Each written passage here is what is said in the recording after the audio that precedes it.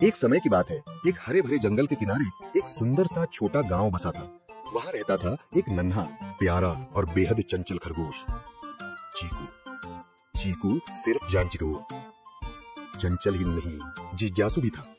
हर दिन कुछ नया करना उसकी आदत बन चुकी थी। वह अपने दोस्तों के साथ खेलता, नई नई जगह खोजता और जंगल के रहस्यों को जानने के लिए हमेशा उत्सुक रहता। एक दिन सुबह सुबह चीकू की आंखों में अलग ही चमक थी। वह घर से कूदते फांदते बाहर निकला और जंगल की ओर देखने लगा। उसकी आंखें उस ऊंचे पहाड़ की चोटी को ताक रही थीं, जो हमेशा धुंध और रहस्य में ढकी रहती थी। आज मैं उस पहाड़ की चोटी तक जाऊंगा, उसने खुद से कहा। बिना समय गंवाए वह अपने सबसे अच्छे दोस्त टिंकू के पास पहुंचा।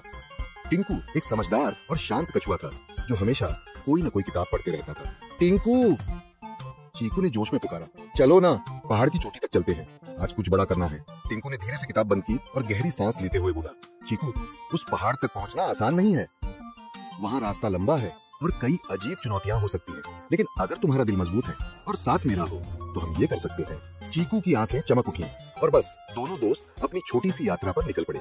एक ऐसी यात्रा जो उन्हें सिर्फ ऊंचाई तक नहीं बल्कि खुद की गहराइयों तक ले जाने वाली थी। जंगल में चलते हुए हवा का मिजाज कुछ अजीब सा लग रहा था। पत्तियां फड़फड़ा रही थी और कहीं कहीं से कुछ रहस्यमयी सी आवाजें आ रही थीं। तभी अचानक वे एक गहरी और तेज बहाव वाली नदी के सामने आ खड़े हुए। नदी की लहरों में एक नीली सी रहस्यमयी चमक थी, जैसे वो पानी नहीं, कोई जादू बह रहा हो। ये नदी नक्शे में नहीं थी। चीकू घबरा गया। हमें घबराना नहीं है, टिंकू ने कहा। वो देखो, एक बड़ा सा सूखा पेड़ गिरा पड़ा है, हम उसे पुल की तरह इस्तेमाल कर सकते हैं। चीकू थोड़ा डरा, लेकिन टिंकू की हिम्मत देखकर उसने भी साहस किया। धीरे धीरे दोनों उस पेड़ पर चलते हुए नदी पार करने लगे। जैसे ही वे बीच में पहुंचे, नदी से नीले बुलबुले उठने लगे। एक पल को लगा जैसे कोई अदृश्य ताकत उन्हें देख रही हो, लेकिन उन्होंने साहस बनाए रखा और अंततः नदी पार कर ली। जैसे जैसे वे पहाड़ की ओर बढ़ते गए, रास्ता और भी जटिल होता गया। तभी उन्हें एक अजीब सी गुफा दिखाई दी, जिसके द्वार पर चमकते अक्षरों में लिखा था, जो भीतर झांके वही अपने भीतर झांके। चीकू और टिंकू ने एक दूसरे की ओर देखा। बिना कुछ कहे वे गुफा के अंदर दाखिल हो गए। अंदर अंधेरा था, लेकिन दीवारों पर कुछ चित्र चमक रहे थे, जैसे ये कोई पुरानी कहानी कह रहे हों। आगे बढ़ते हुए एक रहस्यमयी दीवार पर उन्हें एक पहेली दिखाई दी। दो नहीं, एक बने। तभी खुले आगे का द्वार। टिंकू ने ध्यान से देखा और कहा, हमें शायद एक साथ मिलकर कुछ करना होगा। उन्होंने एक साथ एक छिपे हुए पेडल पर पैर रखा और तभी जमीन हिलने लगी। दरवाजा धीरे धीरे खुला और एक नई सुरंग सामने आ गई। अब सामने थी पहाड़ की अंतिम और सबसे कठिन चढ़ाई।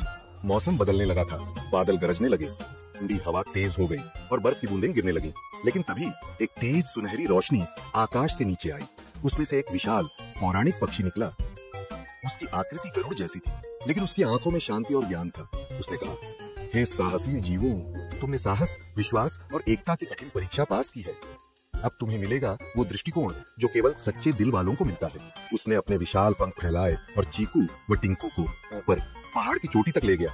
वहां से पूरा जंगल, झीलें, इंद्रधनुष और सूरज की रोशनी एक साथ चमक रही थी। दृश्य ऐसा कि शब्दों में बांधना असंभव था। चीकू की आंखों में आंसू थे, लेकिन वो खुशी के आंसू थे।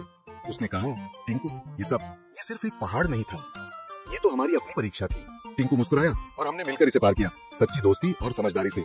वहां से वे दोनों गांव लौटे। जब उन्होंने अपनी यात्रा की कहानी सुनाई तो सब हैरान रह गए। बच्चों ने तालियां बजाईं, बूढ़ों ने आशीर्वाद दिया और उस रात चीकू अपने घर की खिड़की से आसमान की ओर देखता रहा। तभी एक चमकदार पतंग जंगल की ओर उड़ती हुई दिखाई दी। उसकी डोर जैसे किसी और रहस्य की ओर इशारा कर रही थी। क्या आपने कभी सोचा है कि आप भी चीकू और टिंकू की तरह किसी साहसिक यात्रा पर जा सकते हैं? कमेंट में बताओ। अगर तुम्हें मौका मिले तो तुम किस रहस्यमयी जगह की यात्रा करना चाहोगे? और हाँ, कहानी पसंद आई हो तो लाइक करो, शेयर करो और सब्सक्राइब करना मत भूलो।